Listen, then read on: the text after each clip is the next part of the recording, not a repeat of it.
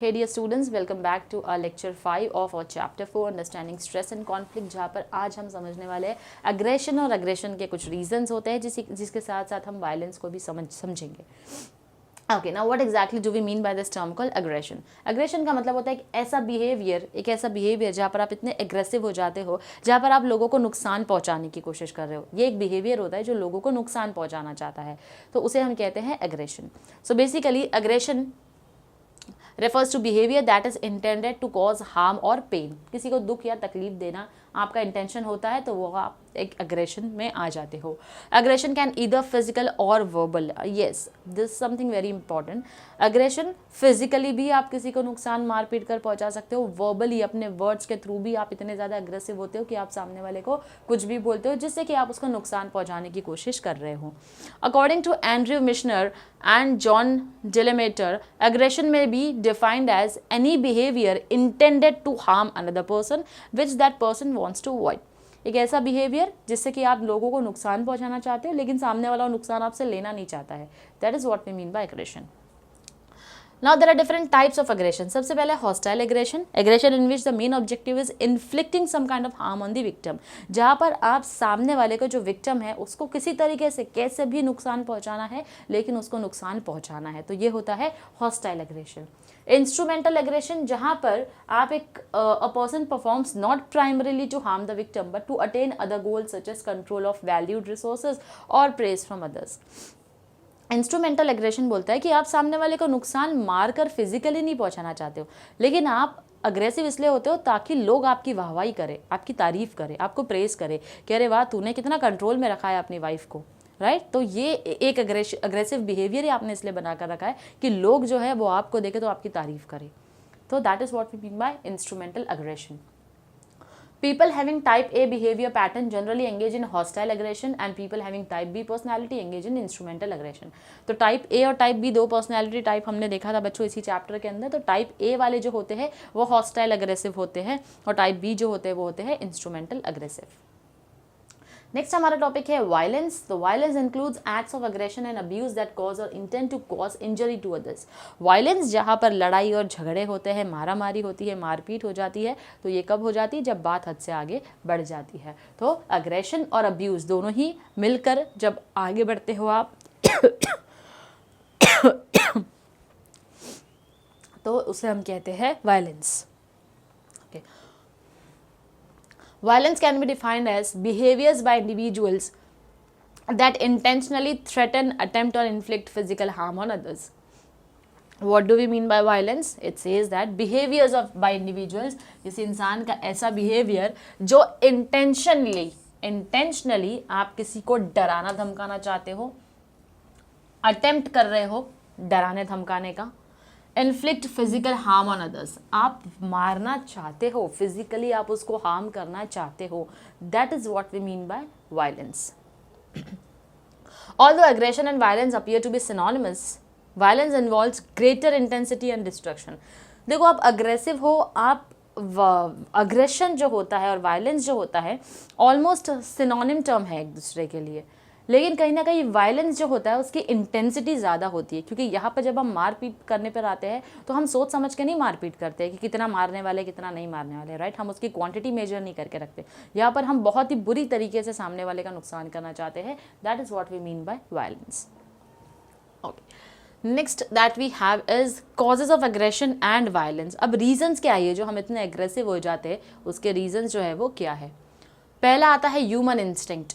Human aggression centers on the view that human beings are somehow programmed for violence by their basic nature.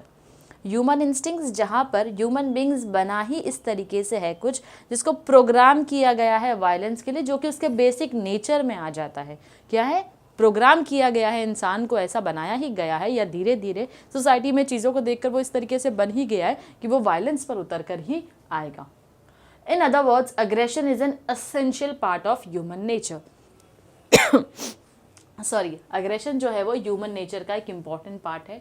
Sigmund Freud points out that aggression is a result of a powerful death wish or instinct possessed by all persons. यानी कि aggression is a result of powerful death wish. एक ऐसी जैसे इंसान मरने की दुआ मांग रहा हो, बहुत ही पावरफुली, तो अग्रेशन उस लेवल तक तुम्हारा चले जाता है। हम ये नहीं कह रहे कि आप दुआ मांगते हो, लेकिन it is a powerful death wish, यानी कि अग्रेशन इतना ज़्यादा होता है कि आप किसी को मार देना चाहते हो, बुरी तरीके से ख़त्म कर देना चाहते हो, और आपको फ़र्क भी नहीं पड़ेगा। और instinct possessed by all persons, if aggression is not release it may generate dangerous acts of violence. अगर आपका अग्रेशन रिलीज नहीं होता है, आप जितने अग्रेसिव हो चुके हो, आपका अग्रेशन बाहर नहीं आता है किसी तरीके से, तो उसकी वजह से क्या होता है, आपको बहुत ज़्यादा प्रॉब्लम फेस करना पड़ सकता है, जो कि वायलेंस में बदल जाता है। Next we have is frustration. Frustration में result in acts of aggression and violence, जहाँ पर आप पूरी तरीके से फ्रस्ट्रेट हो जाते हो। When a person experiences any interference with his goal directed behaviour he may develop a strong motive to harm others. अब आप फ्रस्ट्रेटेड कब हो जाते हो, मैंने गोल अपने माइंड में सोच कर रखा है, मुझे वो अचीव करना है, अब उस बीच में कोई तीसरा बंदा आ जाता है, कोई तीसरा इंसान आ जाता है मेरी लाइफ में और इंटरफियर कर रहा है, तो definitely I will get frustrated. Why? Because I am not interested, I don't want you to come in between. मैंने एक गोल सोच कर रखा है अपनी लाइफ में, I want to achieve that goal and you are no one to come and interfere in my goal. Strong frustration leads to aggressiveness and often may lead to violence. ये जो सबसे ज़्यादा फ्रस्ट्रेटेड इंसान होता है वो सबसे ज़्यादा अग्रेसिव हो जाता है और बाद में कहीं ना कहीं फिर मारपीट पर उतर कर आ ही जाता है। Observation. People often become aggressive by observing others committing acts of aggression. Some people imitate aggressive behavior of their parents, boss or others. कुछ लोग ऑब्जर्वेशन से अग्रेसिव हो जाते हैं, किसी को ऑब्जर्व करते हैं, किसी को देखते हैं, घर का माहौल ऐसा मिला होगा, कभी पेरेंट्स को हमेशा देखा होगा लड़ाई झगड़ा करते हुए, तो वो चीज़ देखकर वो भी अपने आप को उसी तरीके से पर्सनैलिटी अपनी जो है वो फॉर्म करते हैं, कॉपी तक करते हैं अपने पेरेंट्स को, अपने बॉसेस को अगर देख लिया अग्रेसिव है तो आप भी सेम बिहेवियर अपना कंटिन्यू करते हैं। Cognitive factors play a crucial role in determining one's reaction. Aggressive behaviors of a person depends upon his moods and experience. If a person shows bad mood and unpleasant experience, he may behave in an aggressive manner. Cognitive factor जहाँ पर हम बात कर रहे हैं अपने brain की कि हमारे ब्रेन की जो फंक्शनिंग है वो किस तरीके से चलती है। अगर हमने किसी को देखा, if a person shows bad mood and unpleasant experience, आपके लाइफ के एक्सपीरियंसेस खराब रहेंगे तो that may turn you into an aggressive person. Provocation. Aggression is often the result of physical and verbal provocation from others. When a person becomes a victim of some form of aggression from others, he may often reciprocate with as much aggression as he has received, or perhaps even more. Some forms of provocation includes arrogance, humiliation, physical injury. अच्छा, provocation जहाँ पर हम बोलते हैं provoke किया जाता है, सामने वाले को उकसाया जाता है, तो अगर आप किसी को इतना ज़्यादा उकसा रहे हो तो अल्टीमेटली वो जो विक्टिम होगा वो रेसिप्रोकेट करेगा और इतना ज़्यादा गिव बैक देगा अपने उस अग्रेशन के साथ में, जिसका फिर सामने वाले को वो और ज़्यादा नुकसान पहुंचाएगा। तो प्रोवोकेशन के लिए कुछ तो होता है एरोगेंस, कुछ लोग ज़्यादा एरोगेंटली बिहेव करते हैं, ह्यूमिलिएट करते हैं, किसी को बेइज्जत करते हैं और फिजिकल इंजरी पहुंचाते हैं, तो इसके बाद आपको उसका रिटर्न जवाब जो है वो मिलना है। नेक्स्ट है मीडिया। मीडिया प्रमोट्स प्रोग्राम्स और films that contain crime and acts of violence. Media जो है वो ऐसे प्रोग्राम्स को क्या करती है, प्रमोट करती है जिसके अंदर एक्ट ऑफ वायलेंस जो है वो मारा मारी, लड़ाई झगड़े, खून खराबा। सो बेस्ट एग्जांपल है हमारा सावधान इंडिया और क्राइम पेट्रोल। यही सब दिखाते रहोगे तो जनरेशन क्या सीखने वाली है इससे, ये आपको समझ में आ जाता है। This may influence people, especially younger generation, and they too get involved in such crimes and violence. तो इससे क्या होता है, हमारी जो यंगर जनरेशन है, जो आज का नया खून है, एकदम खौलता हुआ खून है, गर्म खून है, हमारे आज के यंगर जनरेशन, वो क्या करते हैं, ये सारी चीज़ों को देखते हैं और इमीडिएटली उसको इमिटेट यानी कि रिपीट और कॉपी भी कर लेते हैं। Expectations of reward. Expectation of reward is another source of aggression और वायलेंस। आपने एक्सपेक्ट किया था कि आपको किसी चीज़ के लिए कोई रिवॉर्ड मिले, तो आपकी एक्सपेक्टेशंस कई बार आपको क्या करती है, हर्ट कर जाती है। क्यों हर्ट कर जाती है? Because you are keeping an expectation from the other person. People often behave aggressively with an expectation that their such behaviours would bring reward to them in some form. For example, a child may throw tantrums to his mother anticipating that she would permit him to play with the toy. अब एक बच्चा जो है जानबूझ के tantrums यानी कि नखरे करता रहेगा। क्यों करता रहेगा? ताकि मैं नाचूंगा, गाऊंगा, रोऊंगा, चीखूंगा, चिल्लाऊंगा तो मेरी मम्मी मुझे खेलने के लिए परमिशन जो है वो दे देगी। तो जब वो परमिशन नहीं मिलती है आपको, तो आप एक अग्रेसिव चाइल्ड बन जाते हो। Next is communalism. कम्युनलिज्म एक ऐसा बिलीफ या आइडियोलॉजी है, या फिर हम उसको बोल सकते हैं किसके बारे में ये बिलीफ और आइडियोलॉजी है, ऑफ अ सोशल और अ पॉलिटिकल और a religious group that their religion practices are superior to those of the other groups। यानी कि कम्युनलिज्म, जहाँ पर हमने पढ़ा था रिलीजन के ऊपर, हर कम्युनिटी को लगता है हमारी कम्युनिटी अच्छी है, हमारा रिलीजन जो है वो बेस्ट है, डेफिनेटली बेस्ट है, मानना बेस्ट कोई बुरी बात नहीं होती है कि हमारे रिलीजन को, हमारे कम्युनिटी को हम सही बोले, अच्छा बोले, लेकिन किसी और रिलीजन को, किसी और कम्युनिटी को खराब बोलना, that is something which can lead to communalism, जहाँ पर आप वायलेंस क्रिएट कर देते हो सोसाइटी के अंदर इस तरीके से भड़काऊ भाषण देकर। रिलीजियस टीचर्स जो होते हैं वो गलत इन्फॉर्मेशन देते हैं अपने लोगों को, जिसकी वजह से ये कम्युनलिज्म का प्रॉब्लम पूरी सोसाइटी जो है वो फेस करती है। A communal group promotes the interest of its own members and in doing so may even be hostile to the interest of other groups or communities. Communal group अपना खुद का interest तो promote कर रहा है, अपने बारे में अच्छा बता रहा है, लेकिन दूसरों के बारे में गलत बता रहा है। Communal groups try to provoke other groups through their fundamentalist speeches and actions that leads to violence and lawlessness in the society. तो ये जो रिलीजियस प्रीचर्स होते हैं क्या करते हैं, सामने वाले को और ज़्यादा उकसाते हैं। कैसे उकसाते हैं, कैसे प्रोवोक करते हैं, ताकि उनके रिलीजन के बारे में गलत बोलो, उल्टा सीधा बोलो, जिससे कि वो भड़केंगे और सोसाइटी में वायलेंस होगा तो कोई भी लॉ को फॉलो फिर नहीं करेगा और इससे लाइफ और प्रॉपर्टी भी डैमेज होते रहेगी। Next we have is regionalism.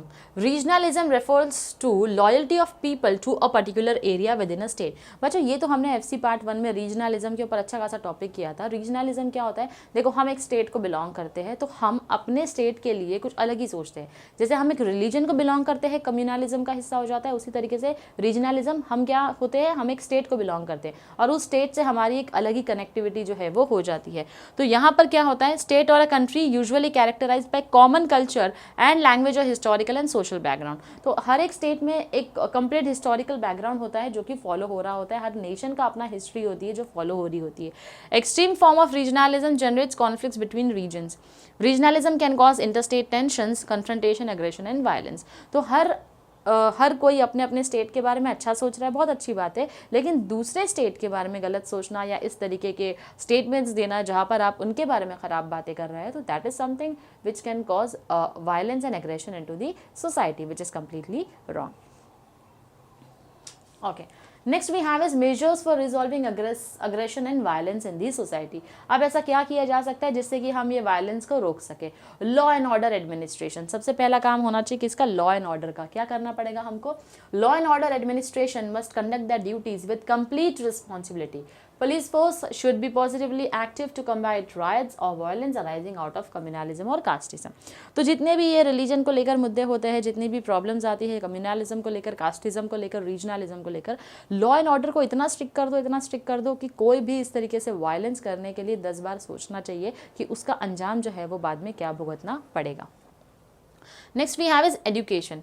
Education curriculum it should give importance to peace, law and order in the society. Education system जो है, देखो पढ़े लिखे जो लोग होते हैं ना, वो कभी इस तरीके के वायलेंस में, इस तरीके के कम्युनलिज्म में, रीजनलिज्म जैसी चीज़ों में ज़्यादा इन्वॉल्व होना पसंद नहीं होते, क्योंकि उनको अपनी हाई स्टेटस, हाई सोसाइटी को अच्छे से एंजॉय करना होता है, रहना होता है अपनी फैमिली के साथ में। हमको 2 या 4 वक्त का खाना मिल रहा है, रहने मिल रहा है, सोने मिल रहा है, पीसफुल लाइफ हर कोई इंसान जीना चाहता है। लेकिन जो थोड़े से कम एजुकेटेड होते हैं उनको ज़्यादा चुना जाता है इन कामों के लिए। इसलिए आपका एजुकेशन का करिकुलम, आपका सिलेबस ऐसा होना चाहिए जहाँ पर आप सही इन्फॉर्मेशन को देकर आप सही चीज़ों को प्रमोट करते हो। Next we have is role of media. आप मीडिया जो हमको शो करती है अग्रेशन और वायलेंस वाली चीज़ें, ऐसी खबर देती है रिलीजन के बेसिस पर। एक छोटा सा अगर रेप केस ही होता है और रेप विक्टिम को एक स्पेसिफिक कम्युनिटी या रिलीजन को बिलोंग करता है और ऑफेंडर जो है और जो विक्टिम के अलावा जो जिसने रेप किया है बेसिकली, अगर वो पर्सन उसकी अपोजिट कम्युनिटी या रिलीजन को बिलोंग करता है तो मीडिया इतनी सी बात का रिलीजन का मुद्दा बना लेती है। हालांकि रेप जो है वो किसी रिलीजन या कम्युनिटी को बिलोंग नहीं करता है, that is a heinous crime which is being conducted, जिसके लिए रिलीजन जो है वो मुद्दा मीडिया को नहीं बनाना चाहिए। इनफैक्ट मीडिया को फोकस करना चाहिए कि कैसे उसको इंसाफ दिलाया जा सके। ज़्यादा से ज़्यादा लॉ एंड ऑर्डर के ऊपर प्रेशर डालो, लेकिन इन चीज़ों के ऊपर कोई ध्यान नहीं देता है। ना विक्टिम किस चीज़ से गुजर रहा है उसके ऊपर ध्यान नहीं दिया जाता है, ध्यान दिया जाता है सिर्फ रिलीजन के ऊपर। तो मीडिया ऐसी चीज़ों को एक्सपोज करना अगर बंद कर देगी तो अपने आप क्या होगा, वायलेंस जो है वो सोसाइटी में नहीं होगा, अग्रेसिव जो लोग हैं वो ज़्यादा नहीं होंगे। Next we have is public awareness campaigns. So basically sustained publicity campaigns and mass media must be undertaken by the government and NGOs. तो peace harmony in the society के लिए जितने ज़्यादा से ज़्यादा हो सके पब्लिक अवेयरनेस कैंपेन रखो, लोगों को बुलाओ, उनको मिलो, उनको समझाओ। जो ज़्यादा पढ़े लिखे नहीं है, देखो अभी जो 40-50 की एज से गुजर चुके हैं, अब वो पढ़ाई लिखाई करने स्कूल तो जाने वाले हैं नहीं, तो ऐसे लोगों को समझाने के लिए हम पब्लिक अवेयरनेस कैंपेन्स रख सकते हैं, जहाँ पर हम उनको बुलाएंगे, बिठाएंगे, समझाएंगे, उनसे बात करेंगे और उनको कुछ चीज़ों का नॉलेज जो है वो सही तरीके से दे सकते हैं, जिससे कि उनको समझ में आए सही और गलत का फ़र्क क्या होता है। और हम लोगों को बोल सकते हैं, रिमाइंडर दे सकते हैं, एंटी सोशल एक्टिविटीज़ में उनको नहीं पढ़ना है, जिससे कि सोसाइटी के बेटरमेंट की तरफ बढ़े। अब बात करते हैं हम इम्पॉर्टेंट जो कि है पनिशमेंट की। गवर्नमेंट एम्प्लॉयज़ जिसके अंदर पुलिस पर्सनल आते हैं, if found guilty of negligence of the duty or encouraging antisocial activities in some form or the other must be severely punished, including dismissal from service and withholding of retirement benefits। तो government को यहाँ पर क्या step लेना चाहिए? ऐसे government employees जो कि एंटी सोशल एलिमेंट्स में है, एंटी सोशल एक्टिविटीज़ में है, जहाँ पर वो लोग वायलेंस को बढ़ावा देते हैं, तो कहीं ना कहीं गवर्नमेंट को इतना स्ट्रिक्ट एक्शन लेना चाहिए, उनके अगेंस्ट ऐसी पनिशमेंट देनी चाहिए कि सर्विसेज से तो तुमने उनको बाहर निकाल ही दिया, लेकिन उसके बावजूद क्या है, उनको रिटायरमेंट बेनिफिट्स जितने भी मिलते हैं जॉब छोड़ देने के बाद में, उन सबको भी विथहोल्ड कर दो, यानी कि अपने पास रख दो, उनको बिल्कुल भी ऐसे बेनिफिट्स मत दो, क्योंकि पनिशमेंट मिलना कुछ चीज़ों में बहुत ज़्यादा ज़रूरी होता है। If you do not punish people they are going to take an advantage. Punishment नहीं होगा तो चीज़ें रिपीट होते जाएगी, और स्ट्रॉन्ग पनिशमेंट नहीं मिलेगी तो अगेन क्या होगा, उससे भी आप अपनी हरकतों से बाज नहीं आओगे, उन चीज़ों को वापस से दोहराते रहोगे। तो ताकि आप उन्हें ना दोहराओ, इसीलिए स्ट्रिक्ट पनिशमेंट जो है वो होना ज़रूरी होता है। सो विद दिस बच्चों, we have completed our chapter 4 that is understanding stress and conflict, जो कि बहुत ही इंपॉर्टेंट है as student point of view समझना कि what are the things that can cause stresses, what are the things which can cause, what are some of the causes of conflicts, violence, aggression, काफ़ी अच्छे अच्छे terms हमने इसके अंदर जो है वो पढ़े हैं। अब नेक्स्ट जो हम करने वाले हैं वो होंगे हमारे ऑब्जेक्टिव क्वेश्चंस। तो starting with the objective questions बच्चों, the very first one is the dash stressors are also called as job related stressors. Job related stressors जो है वो क्या होते हैं बच्चों? जो जॉब पे अगर आप होते हो, काम करते हो, तो वहाँ पर क्या ऐसे रीजंस है जो आपको स्ट्रेस दे सकते हैं, तो बेसिकली उनको हम ऑर्गेनाइजेशनल स्ट्रेसर्स बुलाते हैं। Dash arises when goal directed behaviour is blocked और थ्वॉटेड, यानी कि ऐसा क्या चीज़ बिल्डअप होना शुरू हो जाती है आपके अंदर जब गोल डायरेक्टेड बिहेवियर को ब्लॉक किया जाए, तो वो होता है आपका frustrated. Dash is a situation in which 2 or more parties feel themselves in opposition, तो 2 या 2 से ज़्यादा पार्टी अपने आप को अपोजिट साइड में देखती है, तो वो होता है आपका conflict. Next is the family influences a persons dash through mirror image of himself और हरसेल्फ, यानी कि फैमिली से हमको क्या देखने मिलता है? अपना सेल्फ कॉन्सेप्ट जो है वो हम सीखते हैं, अपने आप को और ज़्यादा समझने की कोशिश करते हैं। Next is dash refer to moral and social norms that are essentially desirable for the wellbeing of an individual, group और सोसाइटी। तो मॉरल एंड सोशल नॉर्म्स के ऊपर ध्यान दो, हमने एक टॉपिक पढ़ा था मॉरल एंड सोशल नॉर्म्स के ऊपर, जिसको हम बुलाते हैं वैल्यूज, जिसको हम बुलाते हैं values. Next is the dash provide moral principles and rules of good conduct to be followed by individuals in a society. तो it provides moral principles की बात कर रहे हैं, good conduct to be followed by individuals in the society, अच्छी चीज़ों को follow करना है, that means here we are talking about ethics. Dash implies a preconceived and unreasonable judgment or opinion. Preconceived notion, unreasonable judgment हमने किसी के लिए form कर दिया है, ओपिनियन फॉर्म कर दिया है, तो बिना ज़्यादा सोचे हमको मार्क कर देना है prejudice. Now, the dash are generalizations or assumptions about the characteristics or traits of people belonging to a group. एक specific group के बारे में हमने एक assumption बनाकर रख दिया है, जो कि होता है stereotypes. Dash refers to behaviours that is intended to cause harm और पेन, ऐसे बिहेवियर जो कि सामने वाले को नुकसान पहुंचाना चाहता है, तो that is aggression. Dash refers to behaviours by individuals that intentionally threaten, attempt or inflict physical harm on others. यहाँ पर भी देखो अग्रेशन और वायलेंस दोनों सिनोनिम टर्म होते हैं, ठीक है, लेकिन अग्रेशन में ज़्यादा क्या होता है, आप ज़्यादा से ज़्यादा नुकसान पहुँचाने की कोशिश करते हो, वो करते हो आप वायलेंस के अंदर। So the correct answer here is violence. Now dash occurs when the person does not know what he is suppose to do on the job, जब उनको पता ही नहीं है कि मुझे जॉब पर करना क्या है, तो उसे हम कहते हैं रोल एम्बिग्विटी, क्लैरिटी नहीं होती है। डैश मीन्स प्री जजमेंट जो है वो होता है प्रेजुडिस। प्रेजुडिस, यहाँ पर स्पेलिंग रॉन्ग है, the correct spelling is prejudice, that is just a typing error, so I hope you understand. इसको बोलते हैं prejudice. So with this we have completed with the objective questions, that is out of the given options we have to choose the correct option. The next objective question that we have is true or false. Now use stress is the term used to describe positive stress. मैंने कहा था ना दो term को याद रखना है, stress के दो टाइप होते हैं, एक तो पॉजिटिव और एक नेगेटिव. पॉजिटिव को हम कहते हैं यूज स्ट्रेस, नेगेटिव को हम कहते हैं डिस स्ट्रेस. तो the term use stress is described to be positive, so yes, the answer is true. Individual factors are the only causes of stress. नहीं सिर्फ individual factors थोड़ी है, organizational भी है, environmental भी है, social factors भी है, तो बहुत सारे factors हैं which are responsible for stress. Interpersonal conflict takes place within an individual as a result of competing roles performed in an organization. जैसे मैंने आपको समझाया था, इंटर अलग होता है, इंट्रा अलग होता है. जब हम interpersonal बोलते हैं तो इंटर का मतलब ही होता है between two, और जब हम विदिन बोल रहे हैं तो इसके लिए हम इंट्रा टर्म यूज करते हैं. तो ये जो स्टेटमेंट है वो क्या है, फॉल्स है.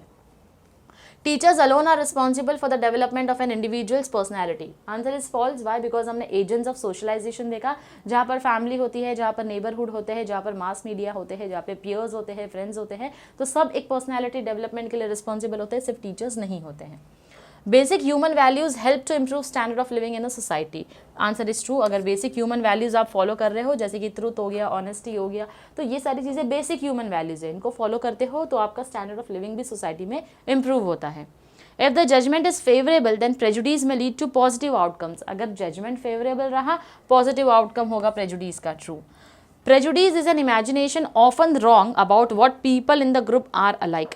Prejudice का मतलब होता है कैसा imagination, लोगों के बारे में या उनके बारे में एक जो सोच है कि वो ग्रुप एक जैसा होगा, तो नहीं, it is completely false. Type B personality generally engages in instrumental aggression. तो इंस्ट्रूमेंटल अग्रेशन में टाइप बी होता है, हॉस्टाइल अग्रेशन में टाइप ए होता है. So this statement is true. Regionalism is the only cause of aggression and violence. सिर्फ regionalism होता है क्या? नहीं, हमने कई सारे कॉजेज जो है वो देखे हैं किसके, अग्रेशन और वायलेंस के. तो this statement is false. Publicity campaigns and mass media by government and NGOs can advocate peace and harmony in society. अगर पब्लिकली हमने मास मीडिया कैंपेन जो है गवर्नमेंट ने लेकर आना शुरू कर दिया, पब्लिक अवेयरनेस का कैंपेन लेकर आना शुरू कर दिया, तो उससे क्या होगा, सोसाइटी में जो है वो पीस और हार्मनी बनी रहेगी. तो इसका आंसर है true. Last statement is regionalism causes inter group conflicts. Inter group यानी बिटवीन टू ग्रुप्स. तो रीजनलिज्म एक कंट्री या एक स्टेट को बिलोंग करने वाले जो लोग होते हैं, एक रीजन को बिलोंग करने वाले लोग होते हैं, तो उनकी अपनी धारणाएं होती है अपने उस स्टेट और नेशन को लेकर. तो अगर कोई अपोजिट में रहेगा जो उसके बारे में गलत बोलेगा तो डेफिनेटली उससे वायलेंस होने के चांस होंगे. So the given statement is true. So बच्चों, with this we have completed our chapter 4 that is understanding stress and conflict का ऑब्जेक्टिव क्वेश्चन. अभी तक हमारा सिर्फ ट्रू और फॉल्स हुआ है, इसके बाद हमारा मैच द कॉलम बाकी है. Okay, group A organisational stresses में क्या आएगा, पुअर वर्किंग कंडीशंस. मैंने स्ट्रेट फॉरवर्ड यहाँ पर आंसर्स आपके लिए लिख दिए हैं.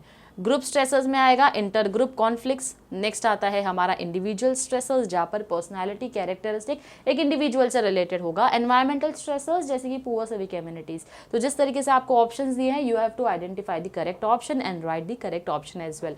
अच्छा, एक चीज़ हमेशा याद रखना बच्चों, एग्जामिनेशन पॉइंट ऑफ व्यू से जब भी आपको आंसर लिखना होता है तो आप इसी तरीके से आंसर लिखेंगे.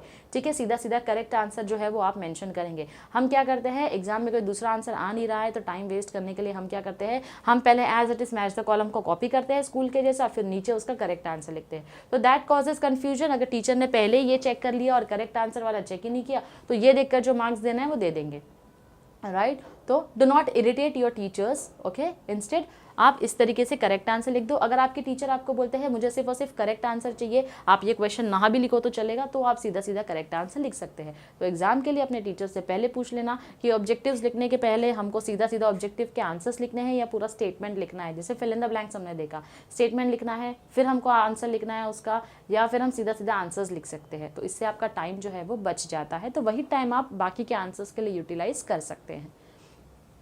Next we have is adversarial dialogue, जो कि होता है I am right you are wrong. Human relation dialogue, तो ये क्या काम करता है, फैसिलिटेटर होता है, जो कि दोनों ही कॉन्फ्लिक्टिंग पार्टीज की फीलिंग्स को एक्सप्लोर करता है और आपस में कोशिश करता है कि इनके कॉन्फ्लिक्ट को ख़त्म किया जाए।